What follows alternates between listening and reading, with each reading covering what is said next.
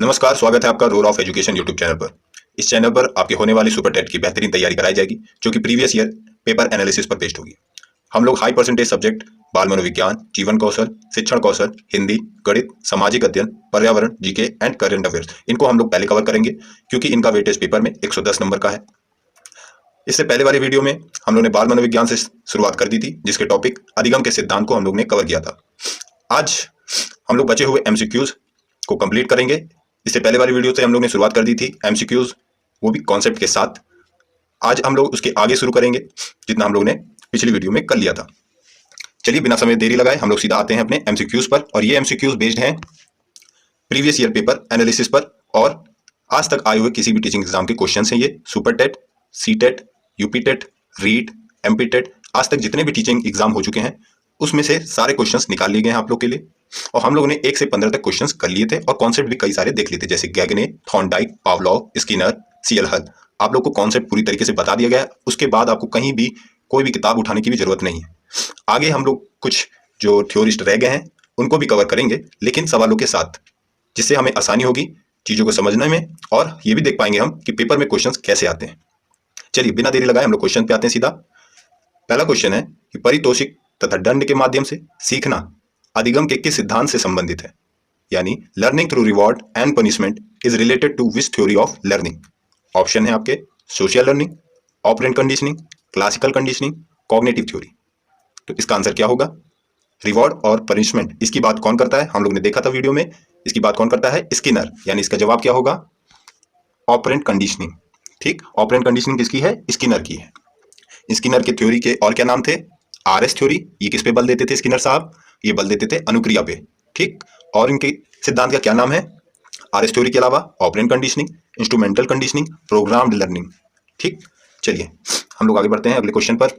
अगला क्वेश्चन कहता है the law of use and disuse learning is, the law of use and disuse in learning also called as, किस और नाम से जाना जाता है? उपयोग, अनुपयोग, अधिनियम, अधिगम। किस और नाम से जाना जाता है? ये आपको पहले वीडियो में बता दिया गया था। ये किसका है? थॉर्नडाइक का। थॉर्नडाइक का है law of use and disuse. ये किससे संबंधित है? Law of effect, law of exercise, law of reinforcement, law of readiness. तो ये किससे संबंधित है? लॉ ऑफ एक्सरसाइज से। ठीक है, और लॉ ऑफ एक्सरसाइज से कैसे संबंधित है? लॉ ऑफ एक्सरसाइज का दूसरा नाम ही है, क्या नाम है? Law of use and disuse. ठीक, अब इसके बारे में आपको बता देता हूं, जिससे इसको याद करने में आपको आसानी होगी। ये कहता है जब आप प्रैक्टिस करते रहते हो, तो आप कुछ चीज़ों को, जैसे आप प्रैक्टिस बंद कर देते हो, मान लीजिए जिस चीज़ को आपने प्रैक्टिस करना बंद कर दिया, तो वो क्या होता है? विस्मरण हो जाती है ना, आप भूल जाते हो। ठीक, यानी वो उपयोग में अब नहीं है, वो अनुपयोग में बदल गई है, तो वो लर्निंग आपकी भूल जाएगी आपसे, है ना। और जिस चीज़ की आप प्रैक्टिस करते रह रहे हो, वो क्या होगी? वो परमानेंस में बदलेगी, यानी उसका अधिगम होगा। ठीक, जिस चीज़ को आप याद रखे रहो, प्रैक्टिस करते रहोगे, वो याद रहेगी, यानी अधिगम रहेगा। और जिस चीज़ का आप प्रैक्टिस बंद कर दोगे, उससे क्या होगा? तो वो अनुपयोग में आ जाएगी और आप अधिगम नहीं कर पाओगे, आप भूल जाओगे। ठीक, चलिए, और ये आपको पहले पढ़ा दिया जा चुका है। अगर आपने इससे पहले वाली वीडियो ना देखी हो तो उसे जरूर देखें। पहली वीडियो में हम लोग ने देखा था व्यवहारवादियों का सिद्धांत, यानी बिहेवियरिज्म थ्योरिस्ट, जिन्होंने अधिगम के सिद्धांत दिए हुए हैं। और दूसरी वीडियो में हमने देखा था सुपर टेट, यूपी टेट के आए हुए महत्वपूर्ण क्वेश्चन। और इस टॉपिक से, यानी अधिगम के सिद्धांत से 6 क्वेश्चंस पूरे आ चुके हैं दोनों ही एग्जाम में, सुपर टेट में यानी 68,500 में, और 69,000 शिक्षक भर्ती में। तो ये हमारे लिए सबसे इंपॉर्टेंट है, ये टॉपिक कंप्लीट करना। और आपको आज कुछ ऐसे टॉपिक्स या कॉन्सेप्ट बताए जाएंगे जो आपने इससे पहले कहीं देखे नहीं होंगे, और जिस तरह बताए जाएंगे वो भी आपने कहीं नहीं सुना होगा। तो चलिए हम लोग क्वेश्चन नंबर 18 पे आते हैं। In Pavlov's experiment dog salivated not only when meat powder was placed directly in his mouth, but also before that is when heard the trainer's footsteps coming down the stairs. The phenomena is called, ये phenomena क्या कहलाता है? कहना क्या चाहता है हिंदी में?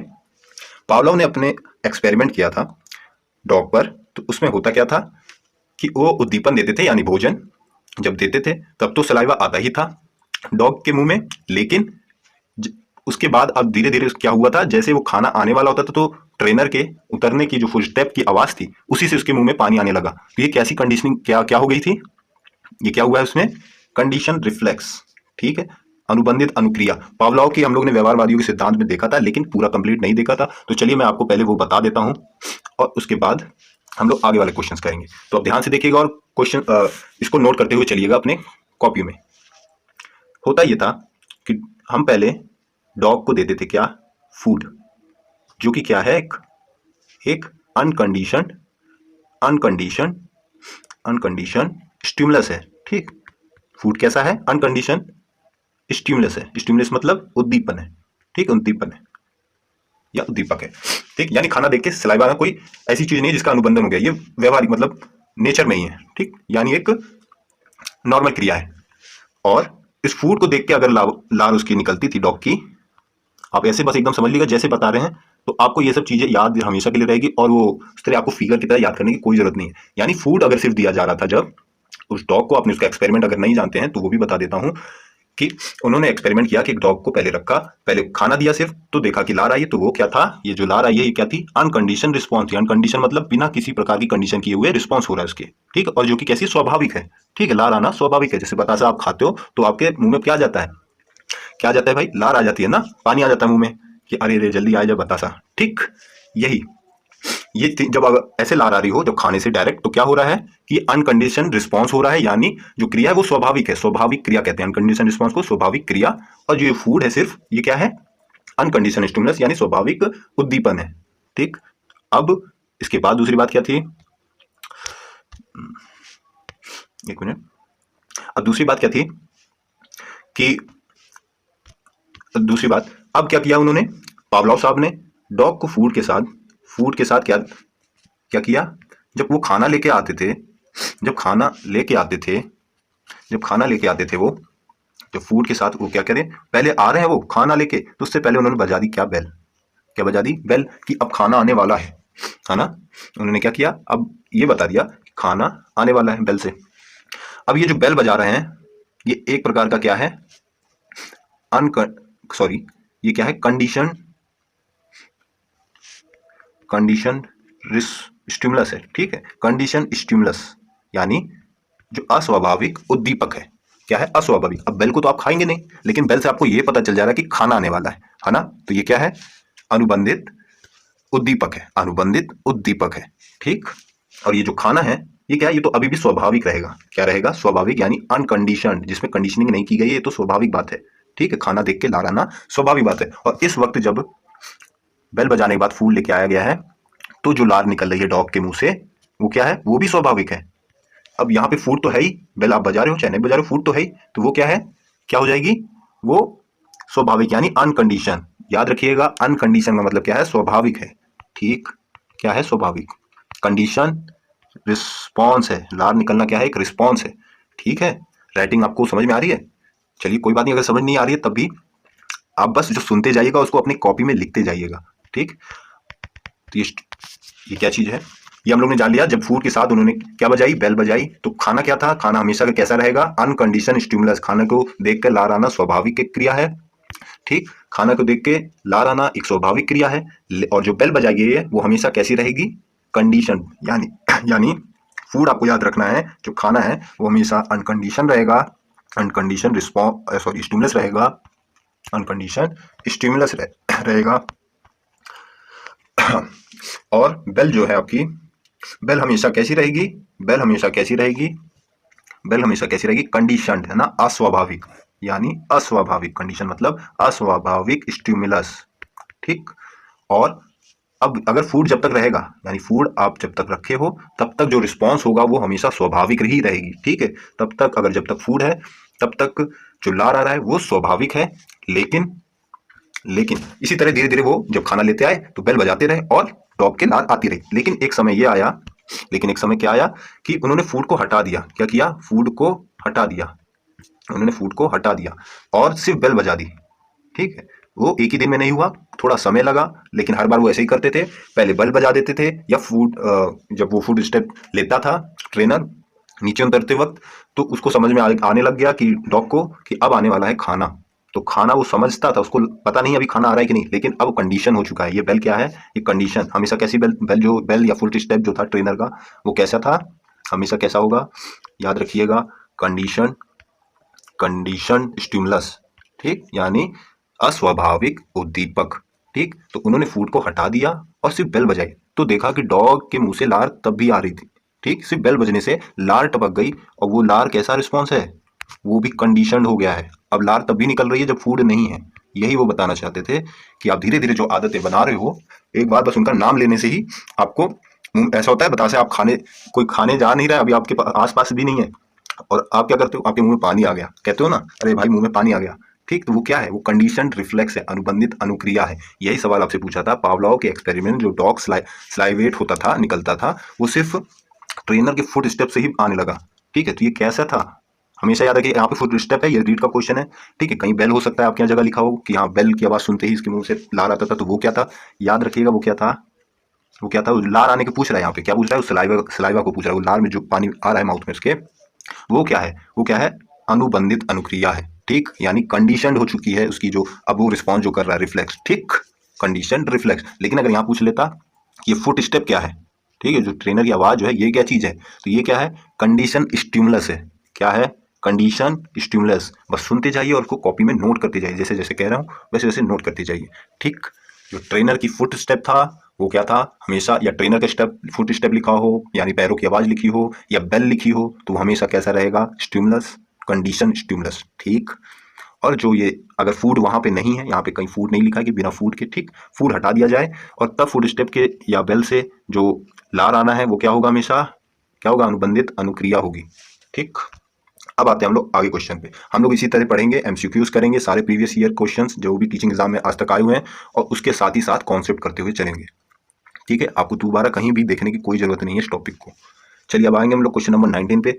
अधिगम अंतरण का थॉर्नडाइक सिद्धांत, क्या चीज, अधिगम अंतरण का थॉर्नडाइक सिद्धांत कहा जाता है, किसे कहा जाता है, समानता अधिगम, समानता सिद्धांत को, अनुरूप तत्वों का सिद्धांत, या औपचारिक नियमों का सिद्धांत, या फिर सिद्धांत उपरोक्त में कोई नहीं। तो किसे कहा जाता है, ये क्वेश्चन एकदम हटके, ये रीड का क्वेश्चन है।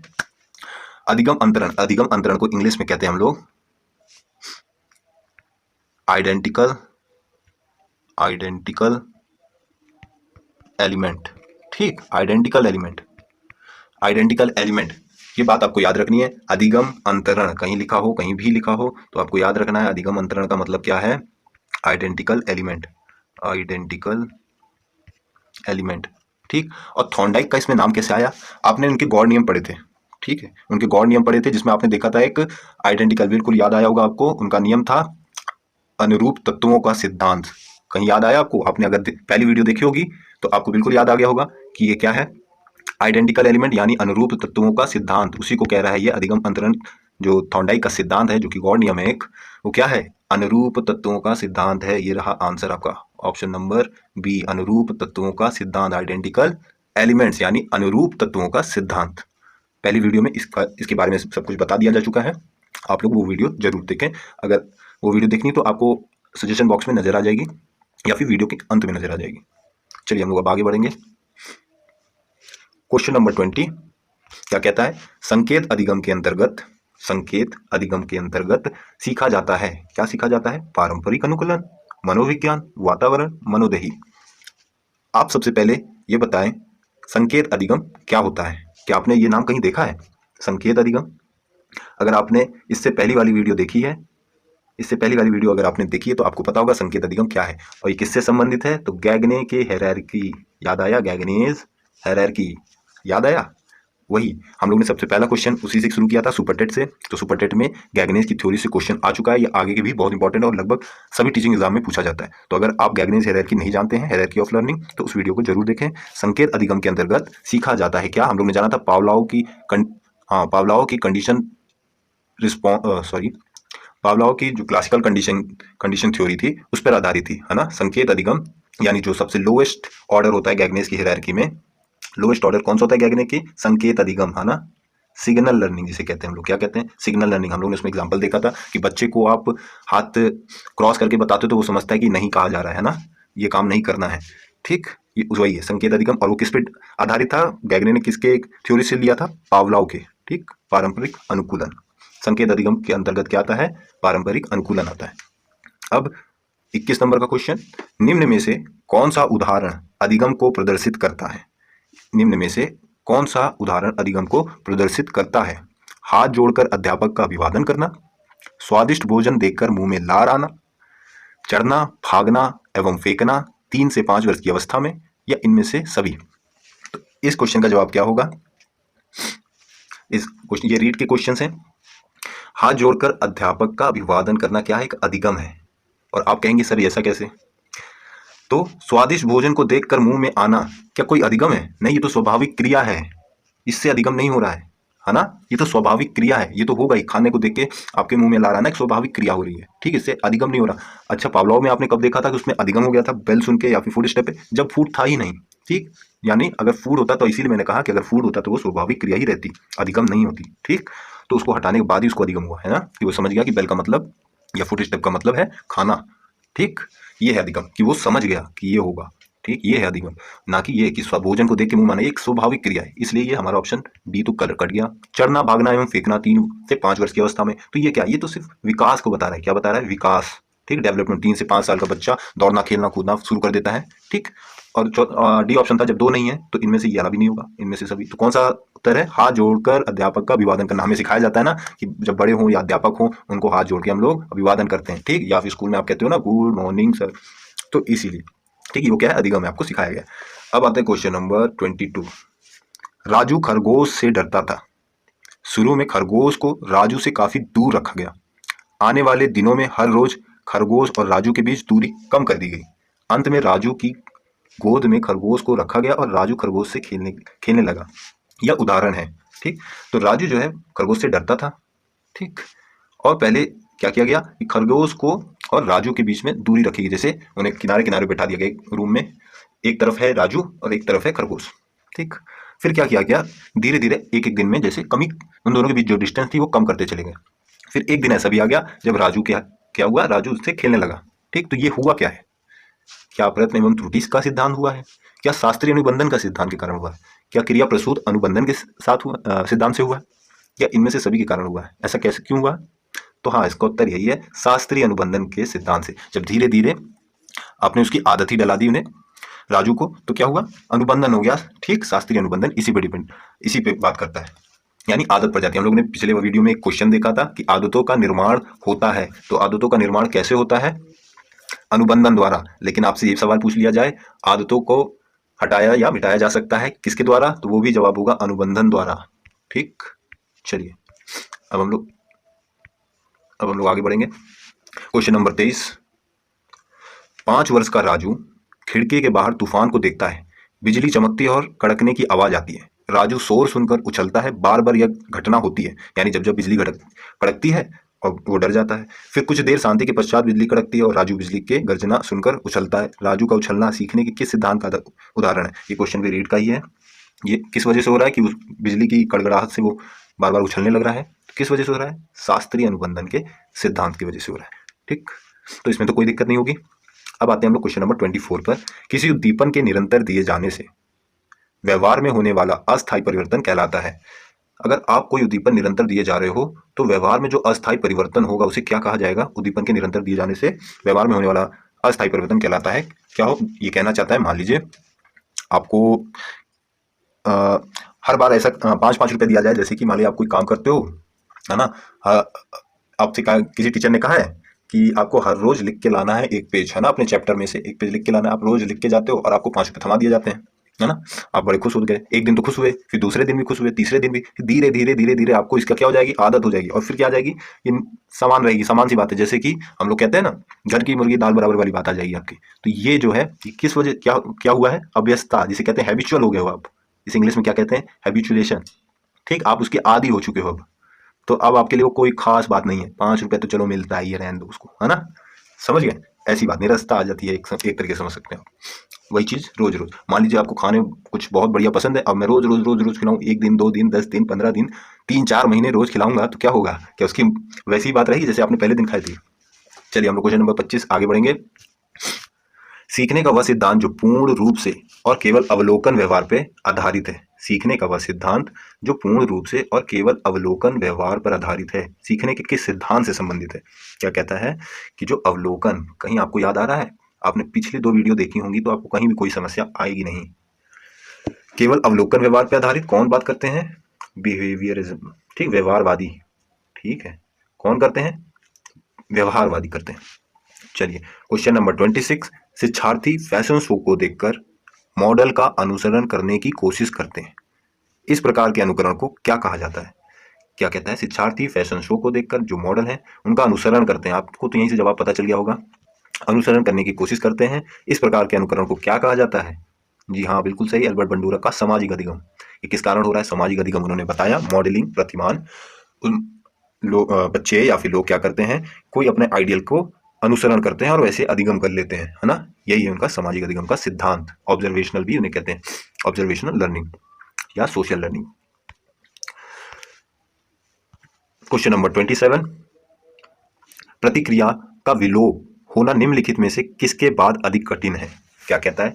जो आप रिस्पांस दे रहे हो वो गायब हो जाए, अब रिस्पांस देना बंद हो जाए, वो मतलब बंद नहीं, बाद अधिक कठिन है, मतलब विलुप्त होना, कब होना मुश्किल है, यानी कब ऐसा कंडीशन है कि वो जल्दी से भूलेगा नहीं। रिफ्लेक्शन, वही वाली बात आपसे हमने जो बताई कि आप किसी चीज़ की, आपको ये दीपक लगातार देते जा रहे हो, वही का वही, वही का वही, तो क्या होगा, एक समय बाद निरस्ता आ जाती है ना। तो यहाँ पे कह रहे हैं कि उस तरह ना दिया जाए, लगातार नहीं, कब विलोपन मुश्किल हो, तो इसी में जवाब है क्या, आंशिक तरीके से दिया जाए, यानी कभी कभार दिया जाए और कभी कभार ना दिया जाए। ठीक, तब उसका उस पुनर्गलन का असली प्रभाव पता चलेगा। ठीक, अच्छा रिस्पॉन्स आएगा। अब जैसे मैंने आपसे बात कही कि आपको कोई चीज़ बढ़िया खाने में मजा आता है, उसको मैं आपको 3 से 4 महीने तक खिलाऊं, तो आपको क्या वैसी बात रह जाएगी जैसे आपको पहले पसंद था? नहीं, आपको निरस्ता आ जाएगी उसमें ना, नहीं मजा आ रहा होता। लेकिन मैं करूं कि 2 हफ्ता 3 हफ्ते में एक बार आपको खाने दूं, आंशिक रूप में दूं, तो वो कैसा रहेगा? क्या उसका विलोपन तुरंत हो जाएगा? खाने में मजा नहीं आएगा? नहीं आएगा, वैसे ही मजा आएगा जब समय में गैप हो, उस उद्दीपन के जो उद्दीपन का मिलने का समय है उसमें गैप हो, यानी ठीक यही होता है आंशिक पुनर्बलन। ऑल राइट, अब आगे बढ़ेंगे हम लोग क्वेश्चन नंबर 28 पर। Which one is not important in the learning process of Thorndike stimulus response theory? कहता है इनमें से कौन सा एक जरूरी नहीं है? किसमें? Learning process of Thorndike stimulus response theory, यानी स्टिमुलस रिस्पॉन्स में क्या जरूरी नहीं है, मानते हैं। ये किसको नहीं मानते? ये अंतर्नोद को मानते हैं। मैं आपको ये बता दूं, यूपी टेट हाँ पेपर 2 में आया हुआ है 2019, यहाँ से यूपी टेट के पेपर शुरू हो गया। तो हाँ, ये ड्राइव को मानते थे, याद रखिएगा कौन कौन मानते हैं कि हाँ देखिए, थॉर्नडाइक भी मानते हैं कि मोटिवेशन जरूरी है, और ये ड्राइव करना, जो चीज़ उसे ड्राइव कर रही है, अंतर्नोद होता है ना, आप किसी चीज़ के लिए उत्तेजित होते हो, वही है ये अंतर्नोद ड्राइव। ठीक, और ये जितने भी व्यवहारवादी हैं लगभग वो सब कोई मानता है कि मोटिवेशन ड्राइव ये जरूरी है। ठीक, तो थॉर्नडाइक अंतर्नोद को मानते थे, अभी प्रेरणा को भी मानते थे, उद्दीपन को तो मानते ही थे, इनका सिद्धांत का नाम ही है स्टिमुलस रिस्पॉन्स थ्योरी, तो उद्दीपन को मानते थे। किसको नहीं मानते थे वो? तो ये इसे बहुत जरूरी नहीं मानते थे। ऑपरेंट बिहेवियर की, क्रिया प्रसूत व्यवहार, इनके कंपटीटर थे ना स्किनर साहब, तो वो कहते थे नहीं भाई, क्रिया पहले आती है फिर उद्दीपन आता है, और ये कहते थे उस तरफ से कि नहीं नहीं नहीं, उद्दीपन पहले आता है फिर क्रिया आती है। ठीक, तो बिहेवियर जितने भी थे वो आपस में ऐसे, उनमें काफी विवाद रहते थे उनके थ्योरीज में। चलिए आगे क्वेश्चन हम लोग करेंगे 29, which one of the following is not included in the Thorndike secondary law of learning? आपने पढ़ा था Thorndike second law of learning, हम लोग ने कर लिया था, तो कौन कौन सा था चलिए पढ़ते हैं। ऑप्शन ए है लॉ ऑफ एनालॉजी, सादृश्यता का नियम, लॉ ऑफ मल्टीपल रिस्पॉन्स यानी बहुअनुक्रिया का नियम, लॉ ऑफ पार्शियल एक्टिविटी आंशिक क्रिया का नियम, law of action and reaction. तो कौन सा है? क्या लॉ ऑफ एनालॉजी है? हाँ है, लॉ ऑफ एनालॉजी है। लॉ ऑफ मल्टीपल रिस्पॉन्स, आप कई सारी क्रिया करोगे और उनमें से कुछ किसी में आपको उद्दीपन प्राप्त हो जाता है। ठीक, लॉ ऑफ एनालॉजी क्या था, हम लोग रिकॉल करते हुए चलते हैं। लॉ ऑफ एनालॉजी क्या क्या था? लॉ ऑफ एनालॉजी यानी अनुरूपता का सिद्धांत था, सादृश्यता या अनुरूपता का सिद्धांत। ठीक है, यानी एक जैसी चीजें, और मतलब कहने का मतलब है कि आपने कोई चीज पास्ट में कर रखे हो आप वैसा काम, और जब दूसरी कोई परिस्थिति आ रही है तो उसका उपयोग आप कर पाओगे। ठीक, यानी अधिगम अच्छे से कर पाओगे। कि जैसे एग्जाम्पल में हम लोग ने जाना था कि आप सीटेट का मान लीजिए एग्जाम या यूपी टेट का एग्जाम आपने क्लियर किया, तो जिस तरीके से आपने क्लियर किया उसी तरीके का इस्तेमाल आप किसमें करते रहे हो? सुपर टेट को पास करने में या उसको क्लियर करने में। ठीक, ये एक तरीका क्या है? लॉ ऑफ एनालॉजी, यानी एक सिचुएशन तो कि जो आपने अधिगम किया था वो दूसरी सिचुएशन में इस्तेमाल करना, यही है law of analogy. Multiple response में क्या होता था? लॉ ऑफ मल्टीपल रिस्पॉन्स में हम लोग कई सारी क्रिया करते हैं, कई बार उद्दीपन प्राप्त हो जाता है, तो उस क्रिया से हम लोग क्या कर लेते हैं? अधिगम कर लेते हैं। लॉ ऑफ पार्शियल एक्टिविटी, यानी हमने एग्जांपल में जाना था कि पहाड़ को एक साथ नहीं चढ़ते हैं, हम लोग उसको बांट लेते हैं ना आंशिक रूप से, यानी पहले इतने खंड पे चढ़ेंगे, फिर आगे का प्लान करेंगे, फिर हम लोग थोड़ी दूर चढ़ेंगे, फिर उसके आगे का प्लान करेंगे, इस तरह धीरे धीरे आप लोग पहाड़ के ऊपर पहुंच जाते हैं। यही है तरीका, the law of partial activity. ठीक, यानी इसमें कौन सा आंसर है हमारा? The law of action reaction नहीं हुआ है। ठीक, नॉट पूछा था, थॉर्नडाइक के सेकेंड लॉ ऑफ लर्निंग में नहीं है। चलिए question number 30, learning is an association between stimulus and, learning किसके बीच का संबंध है भाई? स्टिमुलस और जी अनुक्रिया यानी रिस्पॉन्स। ठीक, अनुक्रिया से रिस्पॉन्स, यही है अधिगम। अब एक क्वेश्चन है, ये अलग है, क्वेश्चन हटके है। इसमें है मनोविज्ञान शाला उत्तर प्रदेश में कहाँ स्थित है? ठीक है, मनोविज्ञान शाला कहाँ स्थित है उत्तर प्रदेश में? तो इसका जवाब क्या है? इलाहाबाद। ठीक, इलाहाबाद में है। ठीक, यानी अब प्रयागराज में। चलिए क्वेश्चन नंबर, हाँ चलिए क्वेश्चन से पहले हम लोग काम करेंगे। पहले हम लोग देख लेते हैं हम लोग ने किसको किसको कवर कर लिया है। हमने थॉर्नडाइक साहब का स्टिमुलस रिस्पांस थ्योरी पढ़ लिया, स्किनर साहब का ऑपरेंट कंडीशन क्रिया प्रसूत सिद्धांत पढ़ लिया, पावलोव साहब का कंडीशनल रिस्पांस थ्योरी पढ़ लिया यानी क्लासिकल कंडीशन पढ़ लिया, और किसको गुथरी जी को पढ़ना है सीएल हल का रिइंफोर्समेंट थ्योरी पुनर्बलन या प्रबलन का सिद्धांत पढ़ लिया, टॉलमैन साइन लर्निंग ये भी पढ़ना है, कोहलर को हम लोग पढ़ चुके थे इससे पहले वाली वीडियो में, सूज का सिद्धांत, अंतर्दृष्टि का सिद्धांत, अधिगम का क्षेत्र पढ़ना है, और गैगने को हम लोग ने पढ़ लिया था कल इससे पहले वाली वीडियो में, हायरार्की ऑफ लर्निंग। अब अल्बर्ट बंडूरा साहब को भी हम लोग ने पढ़ लिया था व्यवहारवादियों के साथ, सोशल लर्निंग थ्योरी, या हम लोग ने कल पढ़ा था, हम लोग ने इसके उसके बाद पढ़ा था दूसरी वाली वीडियो में। आपने अगर वो वीडियो ना देखी हो तो ऊपर आई बटन पे आपको मिल जाए। गुथरी के सिद्धांत का नाम था स्टिमुलस रिस्पांस कॉन्टिग्यूटी थ्योरी, ठीक है, उद्दीपन अनुक्रिया सामीप्य सिद्धांत, ठीक है, यानी समीपता का सिद्धांत था इनका। और ये कैसे गुथरी किस वाद में आते हैं, व्यवहारवादी, बिहेवियरिस्ट थे ये एक, ठीक, एडविन रे गुथरी इनका पूरा नाम है। और इनके सिद्धांत का नाम आप लिख लीजिए इंग्लिश में भी, स्टिमुलस रिस्पांस कॉन्टिग्यूटी थ्योरी, यहाँ लिख लीजिए स्टिमुलस रिस्पांस कॉन्टिग्यूटी थ्योरी, समीपता का सिद्धांत या फिर सामीप्य अनुबंधन का सिद्धांत नाम से जाना जाता है, ठीक, क्या बोला जाता है, सामीप्य अनुबंधन अधिगम का सिद्धांत, ठीक। अब हम लोग इनके एक्सपेरिमेंट के बारे में जान लेते हैं। इनका एक्सपेरिमेंट किस पे था, इनका एक्सपेरिमेंट था कैट पर, ठीक, बिल्ली पे इन्होंने एक्सपेरिमेंट किया अपना। और उस एक्सपेरिमेंट क्या था गुथरी साहब का, उन्होंने एक पजल बॉक्स बनाई और उसमें एक पोल लगाया, ठीक है, वो पोल था ठीक उसी तरह काम करता था जैसे थॉर्नडाइक का गुड का काम करता था, खुल जाता था पाँव लगाने पे या शरीर लगाने पे, ठीक, वो गेट खुल जाता था, पोल लगाया उन्होंने एक, और उसमें बिल्ली डाल दी एक, ठीक है, बाहर उद्दीपन रखा हुआ था, और इन्होंने आगे कैमरा लगा दिया कि वो जब दरवाजा खुलेगा तो बिल्ली कैसे उसको खोली है इसके लिए फोटो खींची जा सके। उन्होंने तकरीबन 800 फोटो खींची, 800 बार बिल्ली पे एक्सपेरिमेंट किया। तो बिल्ली का क्या था, जब वो बाहर निकली पहली बार, जब ऐसा हुआ तो पहली बार उसने क्या किया, वो ऐसे ही कुछ अनुक्रिया कर रही थी और उसका एक शरीर का हिस्सा जैसे पीठ का हिस्सा उसका छू गया उस पोल से जिससे दरवाजा खुलेगा, उससे छुआ और वो देखा उसने दरवाजा खुल गया है। फिर उसने गए उद्दीपक ले लिया, अपना स्टिमुलस ले लिया और फिर दोबारा एक्सपेरिमेंट किया गया गुथरी द्वारा। फिर उन्होंने ऑब्जर्व किया उस 800 फोटो में, उन्होंने देखा कि उस बिल्ली ने जैसे पहली बार खोला था उस गेट को वैसे ही हर बार उसने खोला, हर बार उसने ठीक उसी तरीके से खोला, उसकी पीठ जहां छुई थी वो बार बार पोल पे वैसे ही लगाए और वैसे ही बार आए। उसने ये समझा कि उसने जैसे वो खोला है बस वही तरीका है, यही वन गो में, गुथरी यही कहते हैं कि एक बार में सीखा जाता है कोई अधिगम, है ना। और इनका देखिए कुछ बातें और हैं इनके बारे में, जैसे कि ये दंड को बिल्कुल नहीं मानते थे, दूसरी बात ये ड्राइव मोशन मोटिवेशन को मानते थे, ठीक। तीसरा पॉइंट बना के लिख लीजिए कि बाधाएं जो होती हैं, इनके अनुसार बाधाएं जो होती हैं विस्मरण की ओर ले जाती हैं, यानी इनका जो ये एक्सपेरिमेंट था स्टिमुलस रिस्पांस कॉग्निटिव थ्योरी क्या कहती थी कि उद्दीपन का पुनरावृत्ति होने पर, बार बार होने पर क्या होता है, उद्दीपन बार बार वैसे मिल रहा है जो पुनरावृत्ति हो रही है ये, ठीक है, तो पूर्वत अनुक्रिया करते हैं, ठीक। हम लोग क्या करते हैं, जैसे पहले हमने किया था, क्या आपने देखा बिल्ली ने क्या किया, पोल पे अपना पीठ लगाया था पहली बार, तो वैसी ही अनुक्रिया वो कर रही है हर बार, ठीक। यही बात है कि ऐसा इसलिए हो रहा था क्योंकि उद्दीपन और अनुक्रिया में समीपता स्थापित हो चुकी थी अब, ठीक है, यानी उसको ऐसा लगा कि ये जब प्राप्त, ये हमें मान लीजिए खाने में कुछ मछली रखी हो तो उसको ऐसा समझ में आ गया कि अगर मछली प्राप्त करनी है तो उसको बस पीठ लगानी है पोल पर, समझ में आया। उसने कोई नया तरीका बिल्कुल नहीं सोचा, उसको जैसे पहली बार में हुआ वैसे ही दूसरी बार में इस्तेमाल किया।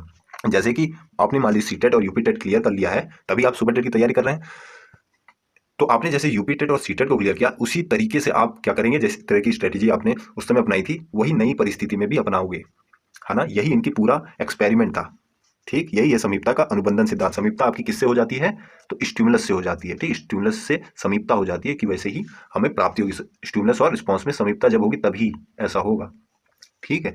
यानी इसमें अंतराल, जैसे कि मान लीजिए आपको वॉलीबॉल खेलना पसंद है, आप जैसे ही वॉलीबॉल देखोगे तुरंत अनुक्रिया करोगे, क्या है, ये समीपता है, आपके उसके बीच में संबंध बैठ गया है ना, आपको वो चीज़ पसंद है और आप तुरंत वो काम करने के लिए तैयार हो, तभी आप अधिगम करोगे, आप तैयार हो गए उसके लिए तुरंत। अगर मान लीजिए आपको कोई ऐसा काम है जो बिल्कुल पसंद नहीं, मान लीजिए आपको झाड़ू लगाना बिल्कुल पसंद नहीं है ना, तो आप क्या है, स्टिमुलस और रिस्पॉन्स जो आपकी क्रिया है कि आपको झाड़ू लगाना पसंद ही नहीं है और स्टिमुलस है वो, तो उन दोनों में क्या दूरी है ये, ठीक है, ये दूरी है। मान लीजिए जैसे कि कोई हवलदार की जॉब है, ठीक है, हवलदार की जॉब है, वो स्टिमुलस है, आपको पैसा तो दिला सकती है, लेकिन आप में उसके प्रति क्या तैयारी करने का कुछ आएगा भी नहीं, आएगा ना, वो रिस्पांस नहीं आएगा आपकी तरफ से। ऐसा क्यों, क्योंकि उस आपके स्टिमुलस और रिस्पांस में वो जो आपकी नज़र में उसका जगह है वो आपस में संबंधित नहीं है, बहुत समीप नहीं है, मतलब आपसे जुड़े हुए नहीं है ना।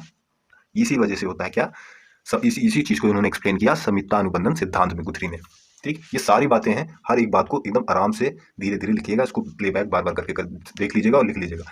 और दूसरी बात, अगर मैं एग्जाम्पल तौर पे बताऊं तो कॉम्प्लेक्स चीज़ों को इनका क्या कहना था कि जैसे मान लीजिए कोई कॉम्प्लेक्स चीज़ हो, या दूसरी बात है, ठीक, इसको भी लिख लीजिएगा कि कोई कॉम्प्लेक्स चीज़ आप सीखते हो, ठीक है, तो बाद में आपके उसके भूलने के चांस ज़्यादा होते हैं। जैसे कोई कॉम्प्लेक्स चीज़, मान लीजिए आपको सॉफ्टवेयर ऐप वगैरह बनाने को मैं दे दिया जाए, या आप पहली बार सीख रहे हो तो आपको कॉम्प्लेक्स लगेगा, मान लो आप सीख भी जाते हो, लेकिन आप फिर 3-4 महीने बाद दोबारा आते हो उसी चीज़ को करने, तो क्या होता है, अरे यार यहाँ क्या होता था, वहाँ क्या होता था, है ना, ये सवाल आता है ना।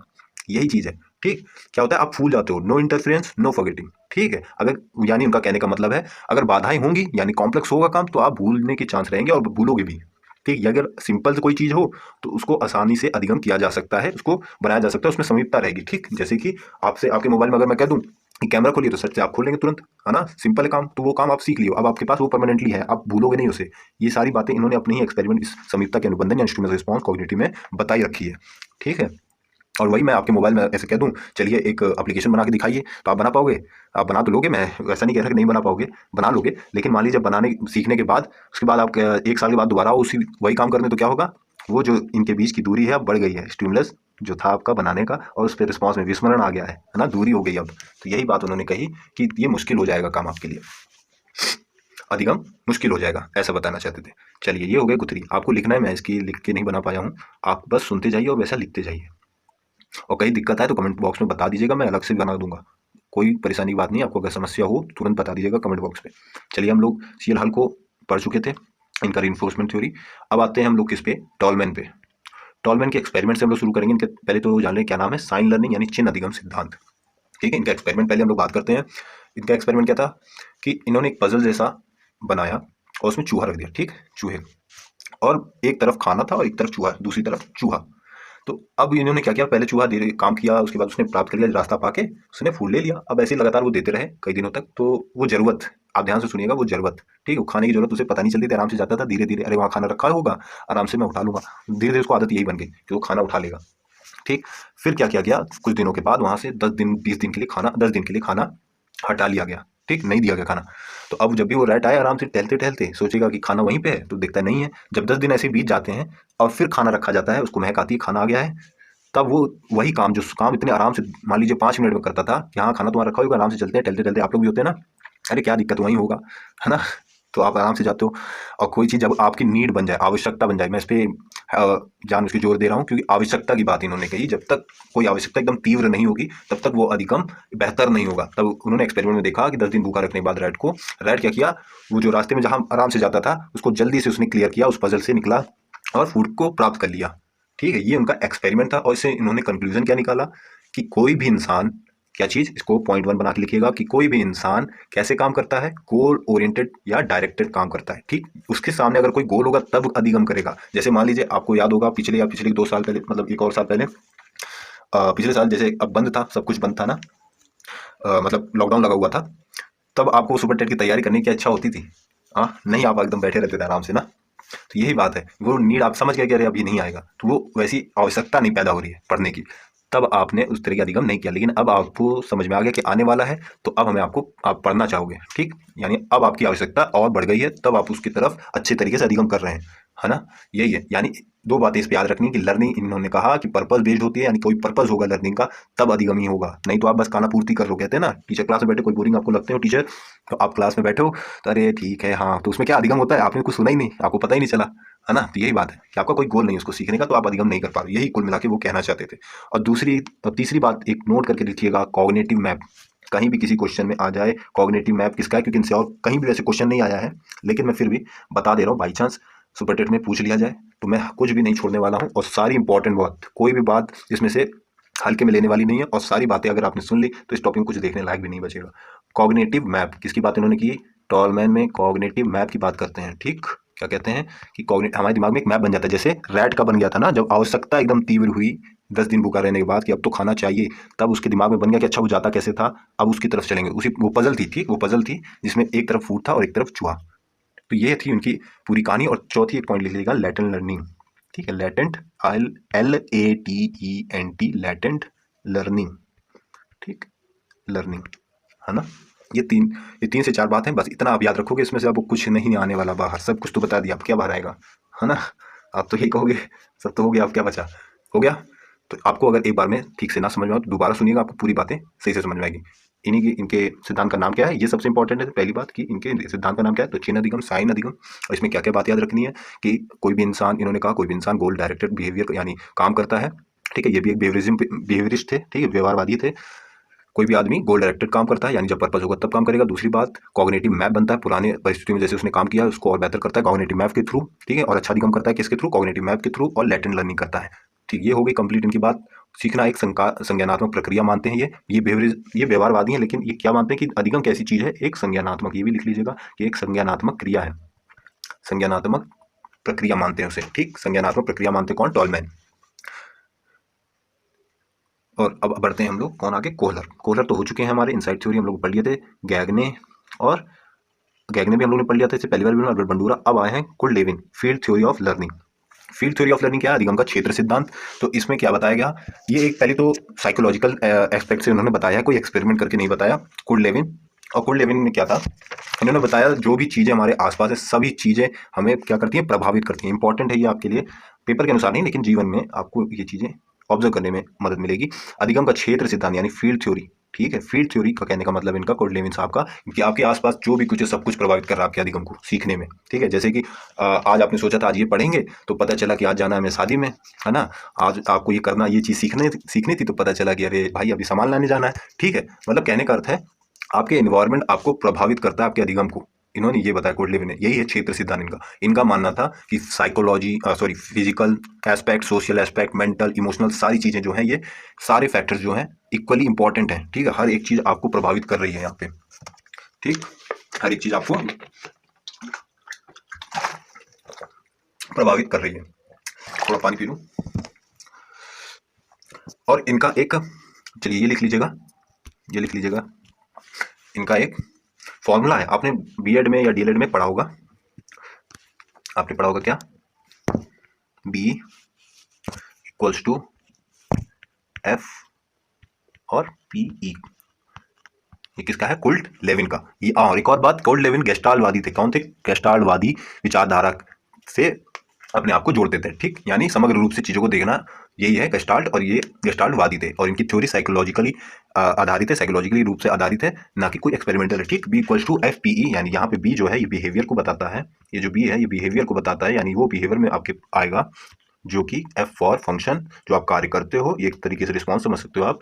पी है वो इंसान, उस इंसान के, पी मतलब इंसान, पर्सन, क्या कुर्लेविन में, कि B equals to F P E, यानी बी बिहेवियर को बताता है, B equals to F P E, है ना, एफ पी ई, जिसमें बी था हमारा बिहेवियर, इसमें एफ है एक फंक्शन जो आप काम करोगे, जो अधिगम कर रहे हो, वो पी है ये पर्सन के, P for person, E for environment. आपने अपने डीएलएड या फिर बीएड में देखा होगा। यही क्षेत्र अधिगम सिद्धांत, और ये हो गया कंप्लीट, पूरा अधिगम के सिद्धांत हो गया आपके लिए कंप्लीट, और कुछ बचा नहीं है। अब हम लोग कुछ क्वेश्चंस करेंगे आगे। चलिए एक क्वेश्चन करेंगे अब हम लोग आगे। क्या जो संबंध स्किनर का चूहे के एवं थॉर्नडाइक का है, बिल्लियों से है, वह संबंध कोहलर का किससे है। कोहलर ने किस पे एक्सपेरिमेंट किया था, वन मानुस पे किया था, ठीक। उनके एक्सपेरिमेंट में वन मानुस था जिसका नाम था सुल्तान, ठीक। कोहलर कैसे, किस धारणा पे विश्वास रखते हैं, गेस्टाल्टवादी यानी समग्र रूप पे विश्वास रखते हैं। और इनके लिए क्या है, संकार्य है, अधिगम एक संकार्य है, यानी संज्ञानात्मक संकार्य है, ठीक। अब हम लोग थोड़ा जल्दी चलेंगे, अब सारी अधिगम के सिद्धांत खत्म हो चुके हैं, सिर्फ क्वेश्चंस बचे हैं कुछ करने, और फिर हम लोग अगले टॉपिक पे आएंगे अगली वीडियो में। और ये तो आपके लिए हमेशा के लिए खत्म हो गया, अधिगम के सिद्धांत को आपको दोबारा कहीं भी देखने की कोई आवश्यकता नहीं पड़ेगी अब। The behaviourism of organism, the behaviour of organism किसकी है, तो किसकी है, द बिहेवियर। आपने याद किया होगा ऑर्गेनिज्म हम लोग ने क्या कहा था, हम लोग पहली वीडियो में स्किनर की जो एक्सपेरिमेंट है वो चूहे पे था, उससे पहले थॉर्नडाइक साहब कर चुके थे, है ना, थॉर्नडाइक साहब कर चुके थे एक्सपेरिमेंट। तो बिल्ली के मुकाबले चूहा छोटा है, यानी इसके लिए एक ऑर्गेनिज्म है छोटा ना, तो बिहेवियरिज्म ऑर्गेनिज्म किसकी है, स्किनर की है, ठीक। हाँ अब आगे बढ़ते हैं, क्वेश्चन नंबर 34। एक बालक काली गाय, काला कुत्ता, काली वस्तुओं को देखकर डरने लगा। इस प्रकार के अनुबंधन, ये किस प्रकार का अनुबंधन कहता है, कोई काली गाय और काला कुत्ता और काली वस्तुओं को देख के डरने लगा है, ये किस प्रकार का अनुबंधन है, क्या अनुक्रिया समानीकरण है, या अनुक्रिया अनुबंधन है, या उद्दीपन समानीकरण है, इन उपरोक्त में से कोई नहीं है। तो क्या है, तो ये क्या हो रहा है उसके साथ, ये समानीकरण है, उसका जो रिस्पॉन्स है उसका क्या हुआ है, अनुक्रिया मतलब रिस्पॉन्स, और समानीकरण मतलब उसका जनरलाइजेशन हो गया है, उसके दिमाग में अब ये आ गया कि कोई भी काली चीज़ उससे डर जाता है, ठीक है। इसे क्या कहेंगे हम लोग, जैसे लोग हाइड्रोफोबिया होते हैं, पानी से डरते हैं, ये ब्लैकोफोबिया हो गया लग रहा, ठीक। अनुक्रिया समानीकरण, चलिए और ये सारे क्वेश्चन आए हुए हैं किसमें, टीचिंग एग्जाम में। ठीक है, एकदम सही समझा। सॉरी, आगे बढ़ेंगे। स्किनर बॉक्स का प्रयोग किया जाता है। स्किनर बॉक्स का प्रयोग किस लिए किया जाता है?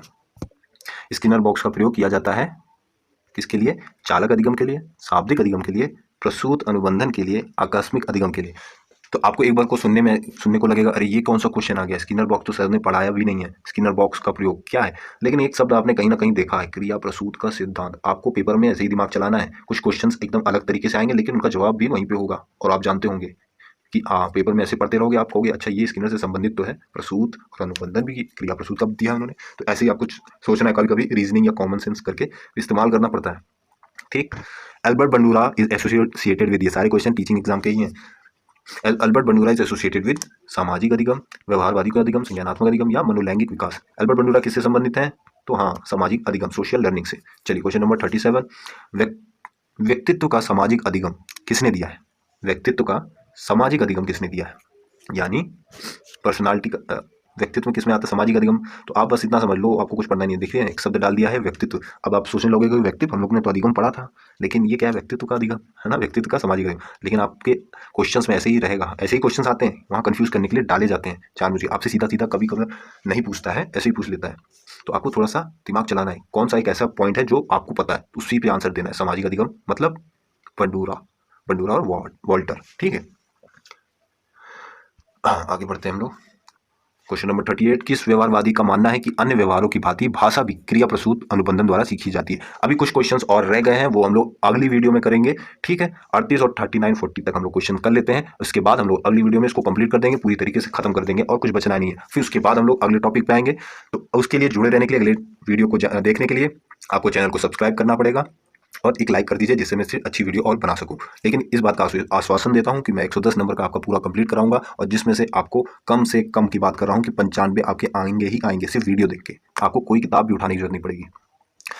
ठीक है, चलिए हम लोग अब लास्ट 3 क्वेश्चन कर लेते हैं और उसके बाद हम लोग अगली वीडियो में जो रह गए क्वेश्चन वो करेंगे और कंप्लीट कर लेंगे। और कुछ मैं आपको अगली वीडियो में तरीके बताऊंगा, कुछ एनालिसिस बताऊंगा अपनी, जो इस पेपरों के पेस्ट पे थी, सुपर टेट 18 और 19 के। तो आइए सीधा क्वेश्चन पाएंगे। किस व्यवहारवादी का मानना है कि अन्य व्यवहारों की भांति भाषा भी क्रिया प्रसूत अनुबंधन द्वारा सीखी जाती है? किस व्यवहारवादी का मानना है कि अन्य व्यवहारों की भांति भाषा भी, ये वैसे भाषा से क्वेश्चन है लेकिन फिर भी आप बता पाओगे, क्रिया प्रसूत अनुबंधन द्वारा सीखी जाती है। तो क्रिया प्रसूत है किसका? स्किनर। हाँ, तो स्किनर का मानना भी यही था कि रिस्पॉन्स और क्या होता है, क्रिया प्रसूत अनुबंधन सिद्धांत होता है। यानी आप क्रिया करते हो, जैसे बच्चा देखता है कुछ बोलते हुए तो वो भी ऐसे ट्राई करता है बोलने की, है ना, और आप बैबलिंग जैसी बोलेगा और धीरे धीरे वो बोलना सीख जाता है, अधिगम कर लेता है। यही बता रहे थे स्किनर साहब।